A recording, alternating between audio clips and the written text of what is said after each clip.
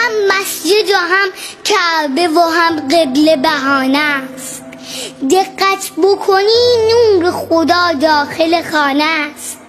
در مسجد و در کعبه به دنبال چه هستی؟ اول تو ببین قلب کسی را نشکستی؟ این گونه چرا در پی اثبات خداییم؟ همسایه با گشنه و ما سیر بخوابیم.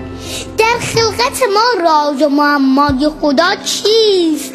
انسان خودش آینه یک کعبه مگر نیست؟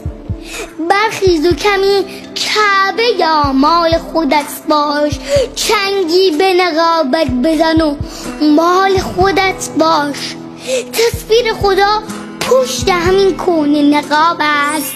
تصویر خدا واضح و چشمان تو خواب است. شاید که بوتی در وسط ذهن من و توست، باید بوت خود با نم باران خدا شست. گویی که خدا در بدن و در تن ما است، نزدیکتر از خون و رگ گردن ما است.